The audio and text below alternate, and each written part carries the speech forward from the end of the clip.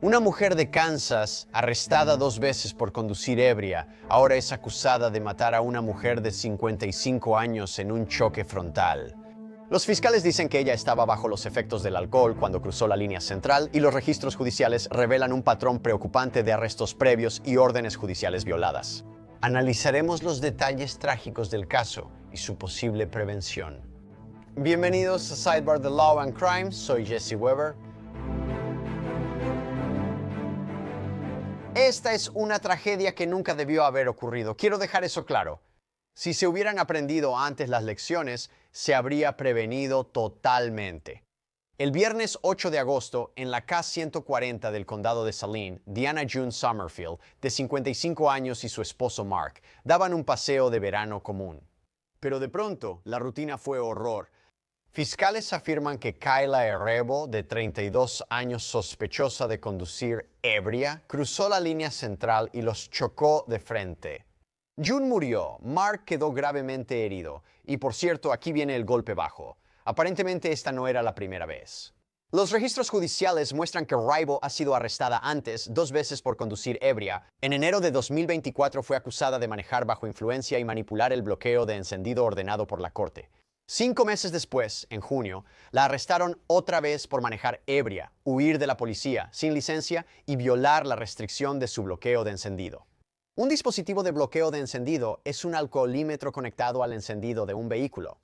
Evita que el auto arranque si el alcohol en el aliento supera el límite legal. Ella se declaró culpable. Ella recibió libertad condicional y ahora, a solo unos meses de que terminara, está acusada de quitarle la vida a alguien.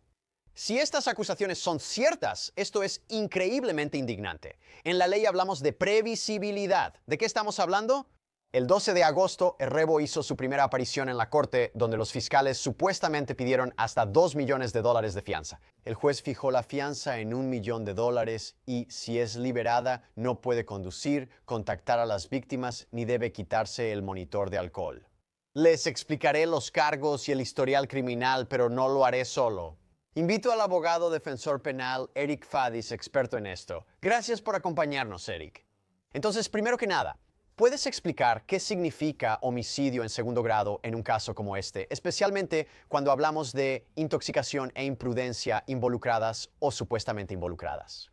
Sí, Jesse, este es un cargo muy grave. Y esencialmente lo que alega es que Rebo estaba conduciendo con imprudencia y con una indiferencia extrema hacia la vida humana. Y eso fue basado en este patrón de conducta, este historial de beber y conducir. Ella sabía lo que estaba haciendo, sabía que era problemático y peligroso. De todas formas lo hizo. Y ahora tenemos a una persona muerta y a una persona gravemente herida. Y la acusada, y solo para aclarar, homicidio en segundo grado no significa que tenga que haber intención, ¿verdad? Que ella quisiera matar a alguien, pero sí es una carga más alta. Pero al mismo tiempo, dadas las acusaciones aquí, este podría ser un caso claro de eso.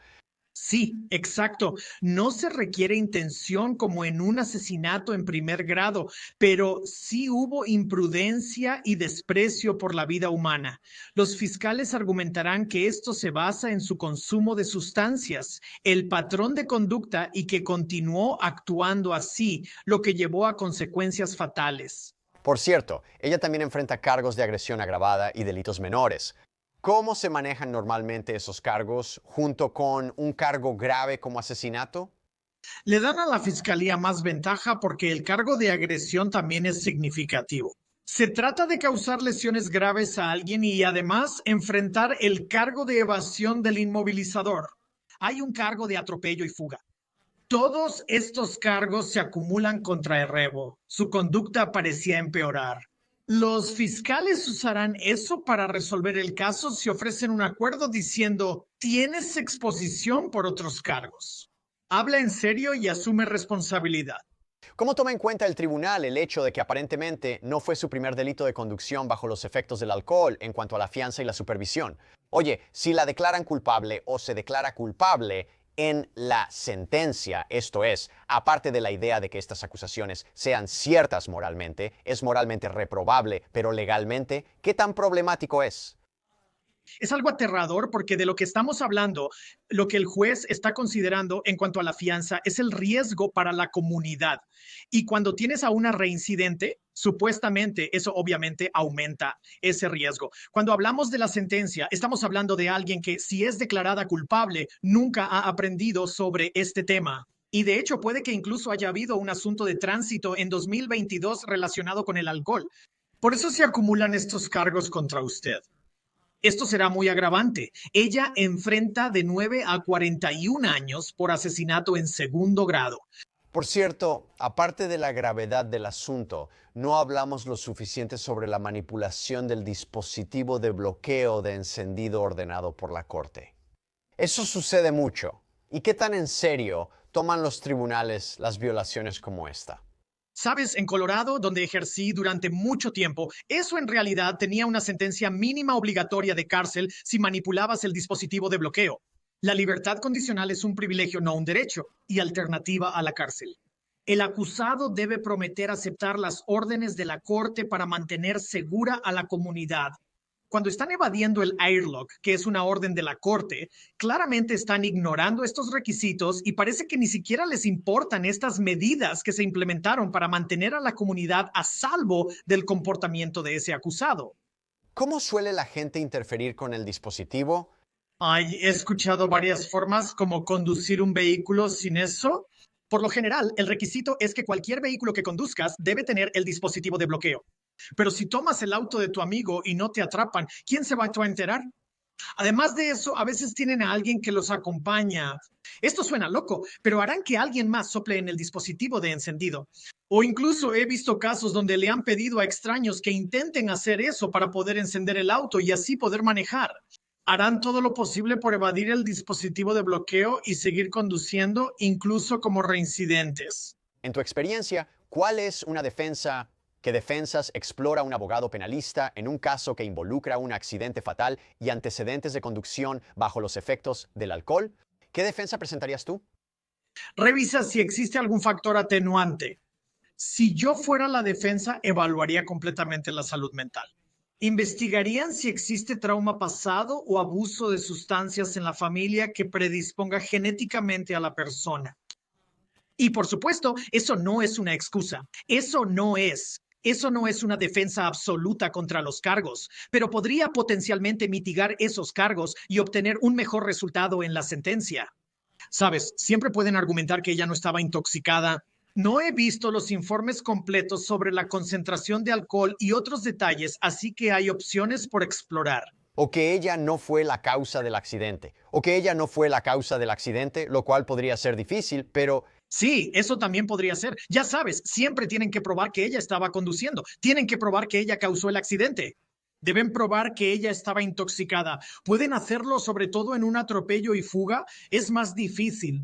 hablemos de la señorita Errebo, el historial criminal de esta mujer que creo tiene 33 años. Se reportaron 32 o 33 casos. Kayla Lynn Errebo muestra una preocupante escalada de conducción peligrosa a acusaciones de violencia mortal. Así que entre enero de 2024 y agosto de 2025, las demandas judiciales en su contra avanzan desde cargos menores de conducción bajo los efectos del alcohol con violaciones de bloqueo de encendido hasta delitos graves por huir de la policía y finalmente hasta acusaciones de homicidio y asalto grave. El patrón se repitió: manejar ebrio o imprudente, ignorar restricciones de la corte, desatender obligaciones tras choques y terminar acusado de violencia letal. En enero de 2024, ella fue acusada por conducir ebria, enfrentando problemas legales por primera vez. La denuncia indicó que el 17 de enero de 2024 en el condado de Saline, Kansas, Kayla Lynn Errebo condujo o intentó conducir un vehículo con al menos 0.08 gramos de alcohol por cada 210 litros de aliento medido dentro de las 3 horas posteriores a la conducción. Y la infractora tiene una condena previa por conducir bajo la influencia de alcohol y o drogas, un delito menor de clase A, no contra la persona.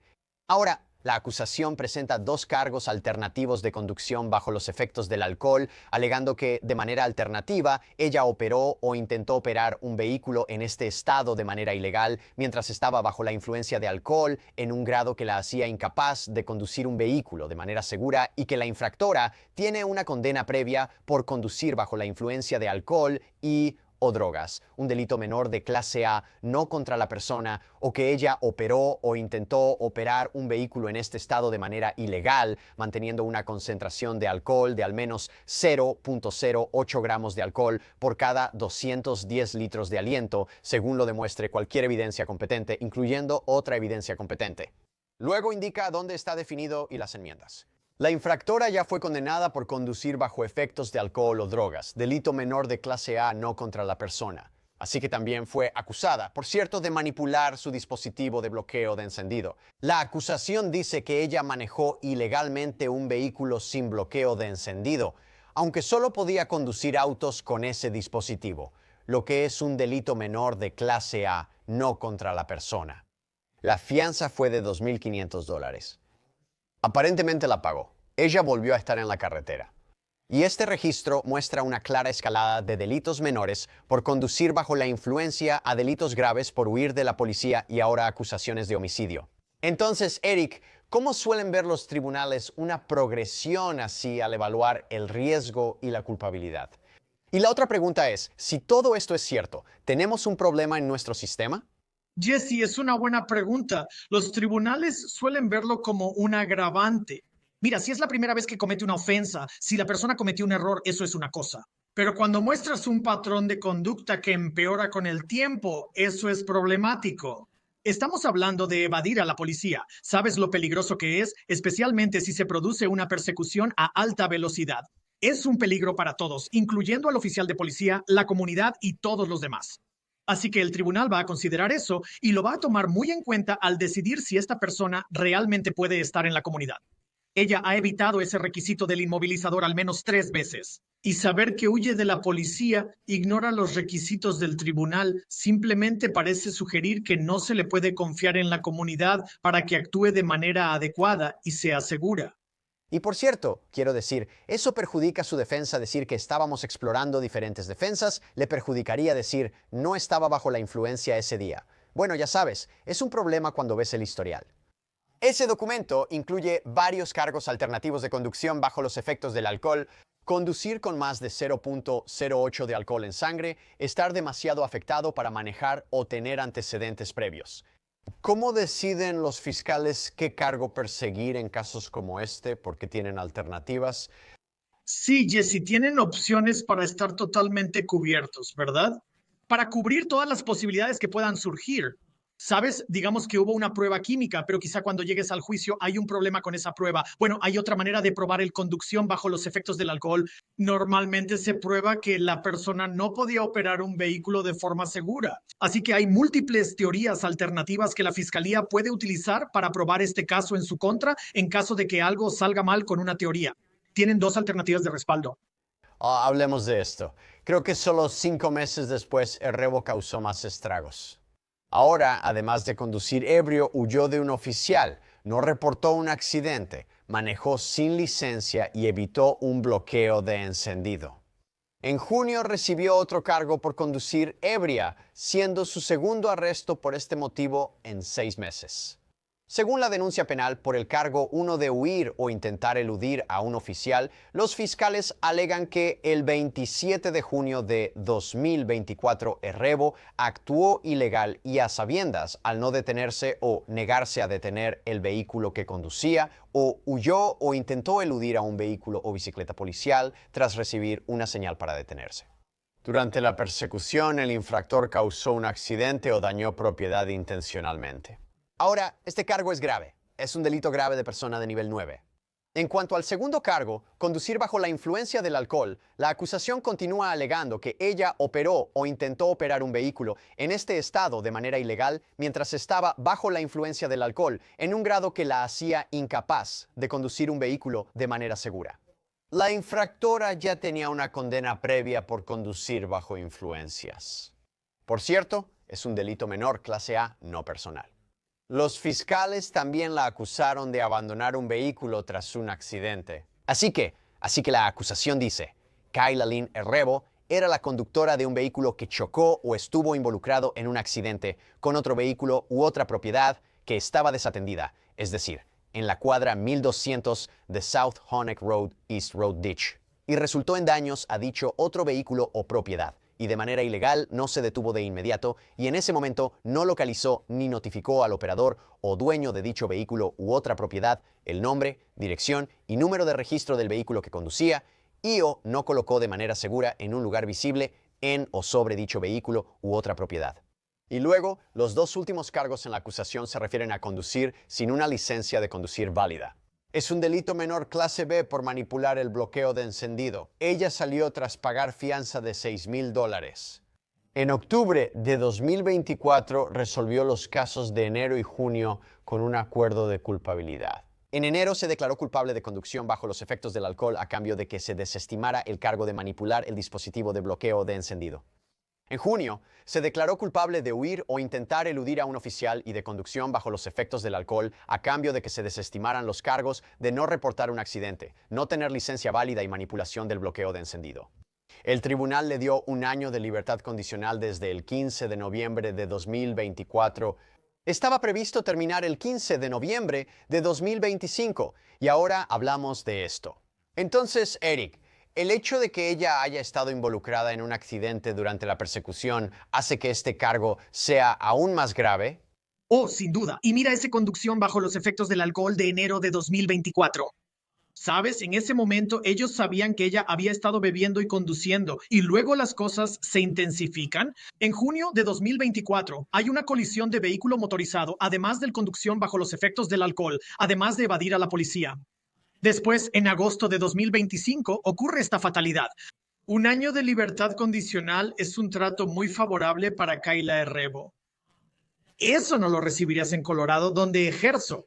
Normalmente estarías viendo tiempo en la cárcel como una medida de disuasión para tratar de evitar este tipo de cosas en el futuro. Hasta donde puedo ver, según los informes, no se impuso tiempo en la cárcel como parte de la sentencia. Y por eso, tal vez eso fue un pequeño error por parte del tribunal. Por cierto, ¿por qué hay acuerdos en casos como este? ¿Por qué se le permite declararse culpable de ciertos cargos que se desestiman y solo se le da libertad condicional? ¿Cómo es esto? De nuevo, hablamos de si hay una falla en el sistema. Sí, solo digo, un factor muchas veces es la carga de trabajo. Mira, estos fiscales tienen un montón de casos. Yo fui fiscal antes, sé lo que es estar en esas trincheras y tienes, ya sabes, más de 100 casos asignados a ti. Enfócate en los casos más graves. Conducir bajo la influencia es problemático, pero no siempre es el peor caso. Sin embargo, cuando tienes dos de esos casos, eso debería ser una señal de alerta. Las ofertas de acuerdo son comunes en casos menores, pero este caso muestra cómo pueden ser problemáticas y cómo las señales de alerta pueden ignorarse y terminar en un desenlace fatal como sucedió aquí. Déjame explicarte de qué hablamos. Así que creo que es importante porque, según la denuncia penal, en el primer cargo, asesinato en segundo grado, los fiscales alegan que el 8 de agosto de 2025, en el condado de Saline, Kansas, Errebo mató de manera ilegal, criminal e involuntaria, pero de forma imprudente y bajo circunstancias que demuestran una indiferencia extrema por el valor de la vida humana a un ser humano, Deanna June Summerfield. Este cargo es un delito grave de persona de nivel de severidad 2. Eric, ¿legalmente se pueden usar sus antecedentes penales para probar extrema indiferencia por la vida humana? Sin duda van a necesitar hacerlo. A veces los tribunales son reacios a admitir antecedentes penales que en teoría no están ligados al caso. Ahora, dicho esto, sabes, indiferencia extrema, asesinato en segundo grado, un ejemplo de eso es cuando una persona simplemente dispara un arma hacia una multitud de personas. No necesariamente tienes la intención de matar a una persona en específico, pero estás actuando con un desprecio imprudente por la vida humana. Dicen que las acciones de Kayla Errebo son iguales a eso. Son iguales a alguien a quien simplemente no le importa el hecho de que muy probablemente podría matar a alguien y aún así actúa. ¿Están diciendo que eso es lo que supuestamente hizo este reincidente de conducción bajo los efectos del alcohol? Solo para el cargo 2, agresión agravada. Así que la acusación continúa alegando que ella causó de manera ilegal, criminal y temeraria un gran daño corporal a otra persona o desfiguración de otra persona. Cuando hablamos de eso, ¿por qué ese cargo es un delito grave de nivel 5 contra una persona? ¿A qué nos referimos con gran daño corporal? ¿Cómo lo prueban? Gran daño corporal es algo más que dolor, es algo más que, ya sabes, raspones y arañazos, algo así. Generalmente es el deterioro de una función corporal o una fractura. Como dijiste, desfiguración, deformidad o cicatrices permanentes a veces califican como lesiones corporales graves en ciertas jurisdicciones. No es solo un pequeño choque. ¿Es causar lesiones graves a alguien por conducta imprudente? Sí, esta línea de tiempo está loca. Enero de 2024, conducción bajo los efectos del alcohol. Junio de 2024, huida bajo conducción bajo los efectos del alcohol. Agosto de 2025, homicidio o presunto homicidio. Sabes, esto es una locura estar pensando en esto y es tan frustrante mientras hablamos de si hubo una falla en el sistema. ¿Por qué sucede de esta manera? Y no olvidemos a la víctima, ¿de acuerdo? La familia de Diana June Summerfield ahora se concentra en apoyar a sus seres queridos en este difícil momento. Se creó una cuenta en GoFundMe para ayudar a Mark y sus 2 hijos. La cuenta de GoFundMe dice: recaudamos dinero para Mark, esposo de June. June y su esposo Mark murieron en una colisión frontal el 8 de agosto de 2025. Ella falleció en el lugar. Su esposo, Mark, tuvo que ser operado y todavía está en el hospital recuperándose de sus heridas. Dejó a su esposo y 2 hijos. Cualquier donación para ayudar a esta familia será muy apreciada en este momento. Cuando pensamos en eso, a veces olvidamos lo que queda aquí, Eric. Y esta es una familia que ahora tiene una nueva realidad. Esto es devastador. Esperas que la comunidad y simpatizantes ayuden, pero ¿qué le dices a esta familia? ¿Cómo siguen adelante? Ay Dios, el costo humano aquí no se puede exagerar. Sabes, mucha gente piensa, oh, conducir ebrio, me estoy divirtiendo, no me van a atrapar, lo que sea, está bien. Pero estas son las consecuencias reales que pueden suceder y no hay nada que puedas darle a esta familia que les vaya a devolver a ese ser querido. Nada de lo que digas les dará cierre o tranquilidad, aunque ella vaya a prisión. Eso no va a, ya sabes, llenar el vacío que la ausencia de esta persona dejará en los corazones de estas familias. Y según los registros judiciales, hay una audiencia preliminar en este caso. Está programada para el 22 de agosto. Esto es sencillo, ¿verdad? Solo una audiencia preliminar para confirmar evidencia suficiente. Creo que probablemente tienen eso. Es un estándar bajo para la audiencia, Jesse. ¿Sabes? Realmente solo tienen que establecer que hay causa probable para los cargos, lo cual es una carga significativamente menor que probar más allá de una duda razonable. Dicho esto, en un cargo de atropello y fuga, a veces no encuentran a la persona muy rápido y eso puede causar la disipación del alcohol en el sistema de uno. También podrían existir obstáculos para la fiscalía y tendrán que presentarlo en la audiencia preliminar para poder pasar a la siguiente fase. Eric Fatis, muchas gracias por venir y explicarlo conmigo. Realmente lo aprecio. Es un gusto estar contigo.